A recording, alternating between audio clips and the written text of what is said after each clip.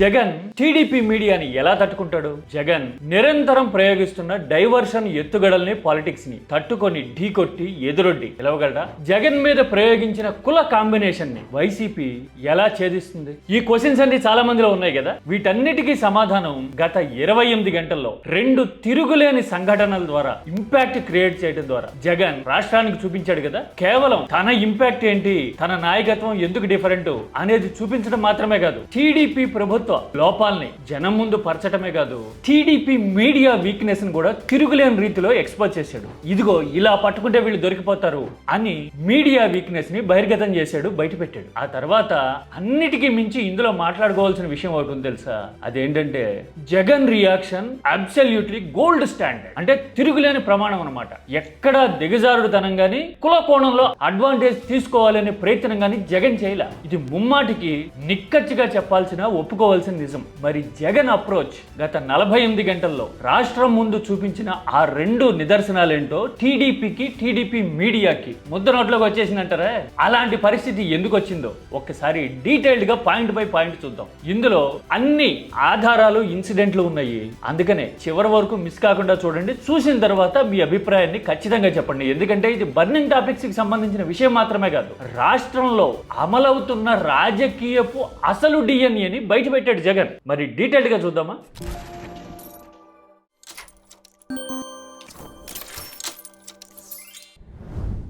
మనోళ్ళకి ఎందుకు ఈ కులపిచ్చి అని నేను వెరీ రీసెంట్ గా ఒక వీడియో చేశాను. ఆ వీడియో ఎందుకు చేశానో, ఆ వీడియోలో ప్రస్తావించిన అంశాలు ఎంత ఇంపాక్ట్ఫుల్ మీకు ఇప్పుడు మనం మాట్లాడుకుంటున్న ఈ వీడియో చూసిన తర్వాత అర్థమవుతాయి. నేను ఆ లింక్ కామెంట్ సెక్షన్ లో పెడుతున్నా, చూడని వాళ్ళు ఉంటే కనుక ఖచ్చితంగా చూసి తీరాలి. ఎందుకంటే కులం కుంపట్లో కాలిపోతున్న ఏపీకి ఖచ్చితంగా తెలివి రావాలంటే, తెలుసుకోవాలంటే ఆలోచన అనేది ఎక్కడో అక్కడ మొదలవ్వాలి కదా. అందుకోసమే ఇంత స్పెషల్ గా చెప్తా ఉన్నా. ఇంతకీ జగన్ 2 ఘటనల ద్వారా 2 అంశాల విషయంలో టీడీపీ వీక్నెస్ ని, టీడీపీ మీడియా అసలు ధోరణిని బయట పెట్టాడు అని చెప్పా కదా. ఏంటవి? అందులో మొదటిది Vijayawada Sai Krishna issue. Lockup death లో కుర్రాడు చనిపోయాడు.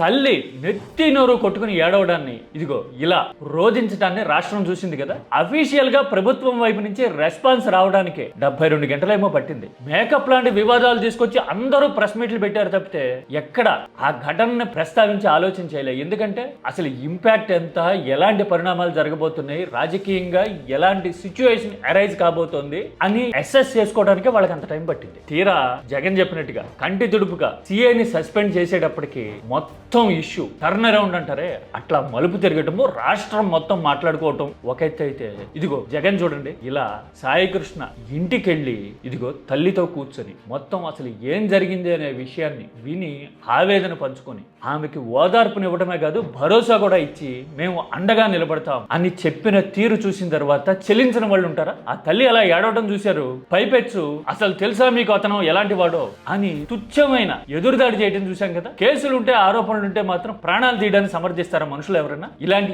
ఏకీయ భావం అంటారే, అంటే అసహ్యానికి మించింది, సూపర్లేటివ్. అలాంటి భావం క్రియేట్ చేస్తా ఉంది అధికారంలో ఉన్న వాళ్ళని సమర్థించే వాళ్ళ ధోరణి. సరిగ్గా అదే సమయంలో జగన్ ఇలా వాళ్ళ ఇంటికెళ్లి ఓదార్చడమే కాదు, సాయి కృష్ణతో పాటు అదే స్టేషన్ పరిధిలో మరో యువకుడు ప్రాణం పోయిన విషయాన్ని కూడా ఖండిస్తూ వాళ్ళ కుటుంబానికి అండగా నిలబడతా అని చెప్పాడు కదా.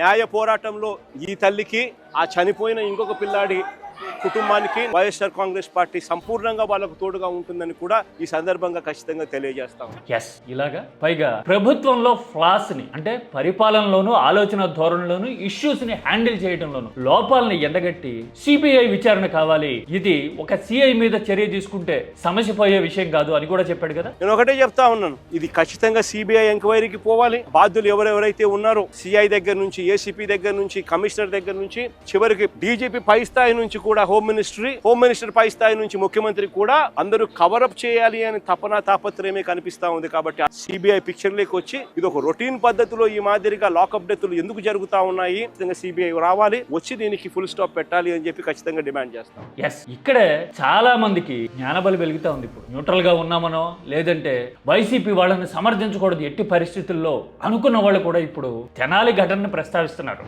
తెనాల్లో ఇలా యువకుల్ని రోడ్డు మీద కొట్టిన, 3rd డిగ్రీ ప్రయోగించిన ఇష్యూ ఉంది చూసారా, అప్పుడే ప్రభుత్వం ప్రాంప్ట్ గా రియాక్ట్ అయ్యి ఉంటే, స్పందించుంటే గనక ఇలా లాకప్ డెత్లు జరిగేవా, 2 ప్రాణాలు పోయేవా అని మాట్లాడడం కనబడతా ఉంది. ఇది అతిపెద్ద సక్సెస్ జగన్ సాధించింది. అంటే జనంలో ఆలోచనని తట్టి లేపాడు, అది కదా కావాల్సింది. పైగా ఈ హోల్ ఎపిసోడ్ లో సాయి కృష్ణ ఇంటికి వెళ్ళడం దగ్గర నుంచి అక్కడ మాట్లాడిన తీరును బట్టి చూస్తే నాకు ఒక్కటే అనిపించింది, జగన్ రియాక్షన్ గానీ ప్రవర్తన గానీ అన్నిటికీ మించి మాట్లాడిన సబ్జెక్టు, ఐడియాలజీ, ఆ భాష గోల్డ్ స్టాండర్డ్. నిజంగా నిరంతరం ఏపీలో రాజకీయం కులం చుట్టూ తిరుగుతోంది. మోస్ట్ క్యాస్టియస్ట్ పాలిటిక్స్ ఇప్పుడు ఏపీలోనే జరుగుతున్నాయి. బీహార్, ఉత్తరప్రదేశ్ వెనకపోయిన మన దెబ్బకి అని అంతా మాట్లాడుకుంటున్న టైంలో ఇంత పెద్ద అడ్వాంటేజ్ వచ్చే సంఘటన జరిగినా కూడా జగన్ మానవత్వంతో స్పందించాడే తప్పితే ఎక్కడ క్యాస్టియస్ట్ కామెంట్లు కానీ పర్సనల్ ఎలిగేషన్స్ కానీ చేయలే. ఆ ప్లేస్ లో ఇంకెవరైనా ఉండుంటే గనక ఖచ్చితంగా మాట్లాడుండేవాళ్ళు. కృష్ణా గుంటూరు జిల్లాలో వాళ్ళకి తెలుసు ఆ ఘటన జరిగిన ప్రాంతం కృష్ణలంక అంటే పొలిటికల్ గా ఎంత వెయిటేజ్ ఉంటుంది, ఏం గుర్తొస్తాయి అనే విషయం తెలుసు కదా అందరికి. నేను చెప్పింది అర్థమవుతోంది కదా. అయినా గానీ జగన్ చాలా నిర్మాణాత్మకంగా డిగ్నిఫైడ్ గా ఉండటం అనేది ఒక గోల్డ్ స్టాండర్డ్ రియాక్షన్. ఎందుకు జగన్ రియాక్షన్ అంత పెక్యులియర్ గా, స్పెషల్ గా, గొప్పగా చెప్పుకుని తీరాలి? ఈనాడు సంస్థలు రిపోర్ట్ చేసిన తీరుని ఒకసారి కోట్ చేస్తా నేను. క్యాస్టియస్ట్ గా ఎవరుంటారో, ప్రతి విషయాన్ని కుల కోణంలో ఎవరు ఆలోచిస్తారో ఈనాడు అనుకోకుండా బయటపెట్టింది. ఇదిగో ఇక్కడ చూడండి, పవన్ కళ్యాణ్ సమక్షంలో డీజీపీని పిలిపించి వివరణ అడిగారు, మాట్లాడారు అని చెప్పడంలో ఆంతర్యం ఏంటండి? ఒక ఇష్యూ జరిగితే రియాక్ట్ అవడానికి అన్ని రోజులు పట్టింది. పైగా ఆ ఇష్యూ నెల రోజులకు పైగా నలుగుతూ ఉన్నది. ఆ తల్లి పోలీస్ స్టేషన్ల చుట్టూ, అందరి చుట్టూ తిరిగింది అనే విషయం బయటకు వచ్చింది. ఇంతటి సిస్టమేటిక్ ఫ్లాస్ అండ్ ఫెయిల్యూర్స్ ఉన్న ఇష్యూలో పవన్ కళ్యాణ్ ముందు డీజీపీని ప్రశ్నించారు, మాట్లాడారు, ఆదేశాలు ఇచ్చారు అన్నట్టుగా చెప్పడంలో ఉద్దేశం ఏంటి? అంటే పవన్ కళ్యాణ్ ని సమాధాన పరచడంతో అయిపోతుందా? పవన్ ని సమర్థించే వాళ్ళు ఎవరు, ఏది ఫలానా క్యాస్ట్ వాళ్ళు ఎవరు ఇప్పుడు అసంతృప్తితో ఉండాల్సిన అవసరం లేదు అని మీడియా సందేశం, సంకేతం ఇవ్వడం కాదండి ఇది. ఈనాడు లాంటి సంస్థల నుంచి ఇలాంటి రిపోర్టింగ్ ని నేను ఎక్స్పెక్ట్ చేయలే. బాధ అనిపించింది నాకు. అరే కుల కోణంతో నిరంతరం ఇలా కుళ్ళు ఆలోచనలతో మగ్గిపోతుంది మీడియా అని చెప్పడానికి ఎంతకంటే నిదర్శనం ఉంటుందా? ఇక్కడతో అయిపోలా. ఈ హోల్ ఇష్యూలో, సాయి కృష్ణ ఇష్యూలో టీడీపీ మీడియా వీక్నెస్ ని జగన్ ఎక్స్పోజ్ చేశాడు, వైసీపీ ఎక్స్పోజ్ చేసింది. తెలుసా మీకు? సాక్షి మీడియా ఇలా ఫ్రంట్ పేజీలో గట్టిగా పట్టుకుంది ఇష్యూని. 2-3 రోజుల పాటు వైసీపీ ఒత్తిడి పెంచింది. మొదట ఇగ్నోర్ చేయాలి అని ఈనాడు, ఆంధ్రజ్యోతి లాంటి సంస్థలు అనుకున్నాయి. ఏముంది, ఎనీ టైం అట్టు తిరిగేసినట్టుగా ప్లేట్ ఫిరాయించడానికి ఆంధ్రజ్యోతి అయితే రెడీగా ఉంటుంది కాబట్టి వెంటనే వాళ్ళు అందేసుకున్నారు. నిన్న జగన్ సాయి కృష్ణ ఇంటికి వెళ్ళిన తర్వాత ఆంధ్రజ్యోతి రియాక్షన్ అయితే హైలైట్. చూడండి పోలీసుల మీద ఎలాంటి రాతలు రాసిందో ఆంధ్రజ్యోతి సంస్థలు. మరి ఈ తెలివి, ఈ ఇంగితం అంతకు ముందేమైనా 3-4 రోజుల నుంచి ఎందుకు రాయలా? అంటే జగన్ క్రియేట్ చేసిన ఒత్తిడి ఇంతలా పనిచేసింది. ఈనాడైతే అసలు ఈ హోల్ ఇష్యూలో ఏం చేయాలో తెలియక తటపటాయిస్తూ అటు ఉండాలా, ఇటు ఉండాలా, ఏం చేయాలి, న్యూట్రల్ స్టాండ్ తీసుకోవటం ఎలా అనే క్లారిటీకి రాలేక ఎక్స్పోజ్ అయిపోయింది. ఇందాక చూపించా కదా అలాగా. అంటే ఏ విషయం మీదైనా ఫర్మ్ గా నిలబడితే, మానవత్వంతో స్పందిస్తే ఎంత మీడియా బలం ఉన్నా, ఎన్ని జాగిలాలు వెంటాడినా కానీ ఏమి చేయలేవు అని ఈ ఘటనలో జగన్ రియాక్షన్ ప్రూవ్ చేసింది కదా. ఇది సైకలాజికల్ గా ఖచ్చితంగా ఇంపాక్ట్ చూపించే పరిణామం రాష్ట్ర రాజకీయాల్లో. కాదనగలరా? అనలేరు. పైగా మీడియాని ఎక్స్పోజ్ చేయడమే కాదు, జనసేన రియాక్షన్ చూడండి. ఇదిగో ఈనాడు రాసింది చూసారా? ఈ రియాక్షన్ ఎందుకు ఇంపార్టెంట్? బాధితుడి బంధువులు ఏం మొత్తుకున్నారో, మేము పనిచేసింది జనసేనకి, మమ్మల్ని ప్రశ్నించమంది జనసేన నాయకుడు పవన్ కళ్యాణ్ గారు. మా దగ్గరికి రాజీకి వచ్చింది, మమ్మల్ని ఒప్పిస్తానికి, మమ్మల్ని బెదిరిస్తానికి, మా ఇంట్లో వాళ్ళని బెదిరిస్తానికి, ఆడపిల్లలను బెదిరిస్తానికి వచ్చింది జనసేన నాయకుడు. ఇదిగో చూశారు కదా మేనమామ, ఇలా ఐడెంటిటీ కార్డులు చూపించి మరీ నెత్తి నోరు బాదుకుంటే జనసేన రియాక్ట్ అయిందా? 3 రోజులు 4 రోజులు పట్టింది కదా. తీరా ఆ ఫోటోలు అవి కాదు అని ఇప్పుడు నంగినంగిగా రెస్పాండ్ అవడం అంటే ఎక్స్పోజ్ అయిపోయినట్టే కదా. రాజకీయంగా పేగల మీదకి వచ్చేసరికి వైసీపీ మీద ఆరోపణలు చేస్తున్నారు. మీరు ప్రాణానికి ఇచ్చే వాల్యూ ఎంత? విశ్వాసంగా పని చేసినందుకు మీరు ఏమాత్రం రెస్పాండ్ అయ్యారు అనే విషయం మీద తెలివి ఉన్న వాళ్ళకి, ఆలోచన గల వాళ్ళకి, అన్నిటికీ మించి ఇరుకు మనస్తత్వం లేకుండా ప్రపంచాన్ని ప్రాక్టికల్ గా చూడగలిగిన వాళ్ళకి అందరికీ తెలిసిపోయింది కదా. తెలిసిపోయిన తర్వాత ఆ ఫోటో ఇది కాదు అని వైసీపీ మీద ఆరోపణ చేసినంత మాత్రం లాభమే ఉంది. అంటే జనసేన స్టాండ్ కూడా ఎంత బేస్లెస్ గా ఉంటుంది, కనీసం స్పందించలేని పరిస్థితిలో ఉంటుంది జనసేన అనే విషయాన్ని ఈ ఘటన ప్రూవ్ చేసింది కదా. అవునా కదా? ఇప్పుడు ప్లకార్డులు పట్టుకుని రియాక్ట్ కావడం ఏంటి? మేము అండగా ఉంటాం, మేము మాట్లాడతాం, న్యాయం జరిగేలాగా చూస్తాం, ఆ తల్లి కన్నీరు తుడుస్తాం అని జనసేన ఎందుకు చెప్పలేకపోయింది? ఆ తల్లి బయటకు వచ్చి మాట్లాడినప్పుడే సమాధానం సింపుల్. రాజకీయం కోసం, పైగా ఇంటెలిజెన్షియా తక్కువ, ఏం మాట్లాడాలో, ఎలా మాట్లాడాలో తేల్చుకోవడానికి ఇన్ని రోజులు పట్టింది. ఈ లోపల రాష్ట్రానికి తెలిసిపోయింది, జగన్ వాస్తవాన్ని ప్రపంచానికి చూపించేశాడు. ఈ ఇష్యూ తిరుగులేని నిదర్శనం కదా. ఏపీకి ఒక రాజకీయ గుణపాఠం చెప్పింది కదా. సిస్టమ్ లో ఎన్ని లోపాలు ఉన్నాయి, రాజకీయం కులం చుట్టూ తిరుగుతూ అధికారంలో ఉన్న పార్టీలు ఎలాంటి గేమ్ ఆడుతున్నాయి అనే విషయాన్ని బయటపెట్టాడు జగన్. అది అసలు ఎలిమెంట్. ఇదంతా నేను చెప్తానన్న విషయాల్లో మొదటిది. మరి రెండోది ఏంటి? శాంతి భద్రతలు, జనం ప్రాణాల విషయంలోనే కాదు, రైతుల సమస్యల విషయంలో కూడా పరిష్కారం సాధించే సత్తా, ఎబిలిటీ ఎవరికున్నా ఇప్పుడు రాష్ట్రంలో అంటే జగన్కే కదా. ఎలాగా? ఆక్వా రైతులతో జగన్ సమావేశం పెట్టాడు అని కీటాక్స్ లో నేను చూపించా కదా.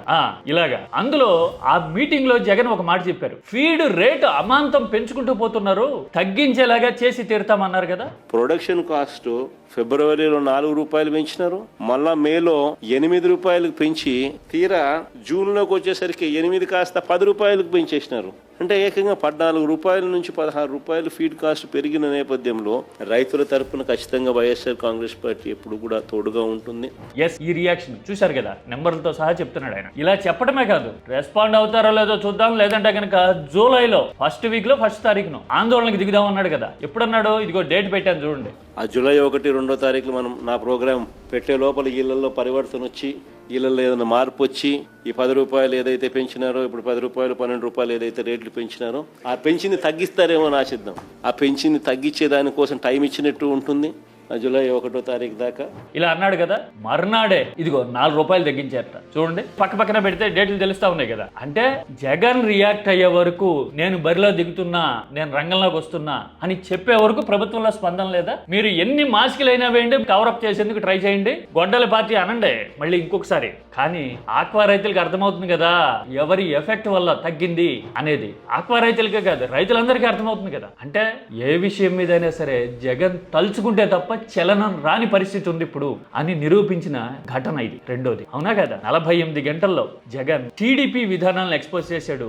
మీడియా ఎలాంటి బుర్రలేని బేసిలెస్ విధానాలు అనుసరిస్తా ఉంది టీడీపీని సపోర్ట్ చేసే మీడియా అనే విషయాన్ని బయట పెట్టాడు. అన్నిటికీ మించి వైసీపీని ఏదో రకంగా వ్యతిరేకించాలి అనుకునే వాళ్ళలో కూడా ఆలోచనని తట్టి లేపేలాగా, ఇప్పటికన్నా ఆలోచించండి అనిపించేలాగా రియాక్ట్ అయ్యి నిర్మాణాత్మకంగా అడిగేశాడు కదా. అవునా కదా? రాష్ట్రానికి అసలు ఎవరు జనం వైపు ఉన్నారు, ఎవరు రాజకీయాల కోసం నిరంతరం పెరుగులాడుతున్నారు అనే విషయం అర్థమైపోయింది కదా. మీరు కావాలంటే చూడండి, కృష్ణలంకలో పరామర్శ తర్వాత జగన్ మాట్లాడిన క్లిప్ ఒక 12-13 నిమిషాలు ఉండుంటుంది అంతే.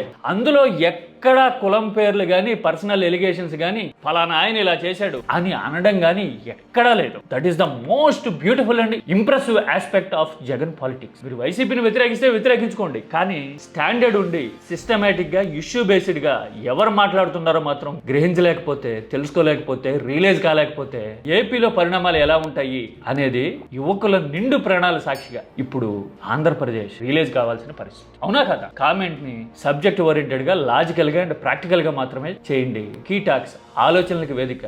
కుళ్ళు రాజకీయాలు, కుల రాజకీయాల గురించి మాట్లాడాలని అనుకుంటే మాత్రం పక్కెళ్ళి ఆడుకోండి.